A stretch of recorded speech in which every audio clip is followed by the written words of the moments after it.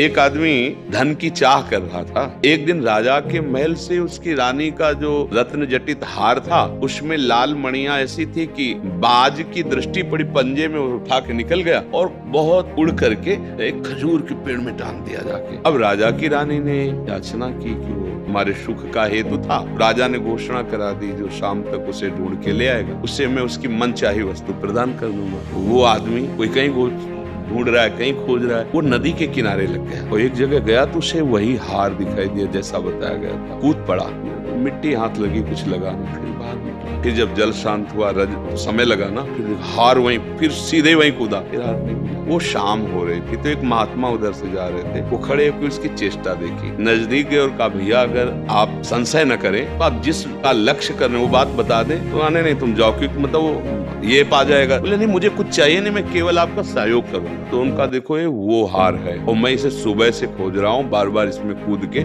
और है वो। तो उनका देखो भैया, आप मूर्ख हो, अगर वहां होता तो सुबह से कूद रहे हो, हाथ कीचड़ लगा, हार मिल जाता। महात्मा तुरंत पीछे मुड़े तो देखो खजूर का पेड़ और उसकी छाया जल में पड़ रही। बोले हार वो ऊंचाई पर टंगा हुआ है, उसकी छाया, तुम जीवन भर कूदते रहो, आने मिले। समझ गए? हमारी बुद्धि रूपी रानी सुख रूपी हार खो दिया है। अब वो मन से कह रही कि हार ले आओ, मैं तुम्हें सब सुख दे दूंगा। मन संसार भव नदी के किनारे आया, अब ये विविध भोगों में उसी को ढूंढ रहा सुख को। अब कोई महात्मा मिले, बताए इधर नहीं, इधर देखो ऊंचे की तरफ, प्रभु के सन्मुख हो, अभी सुख मिल जाएगा।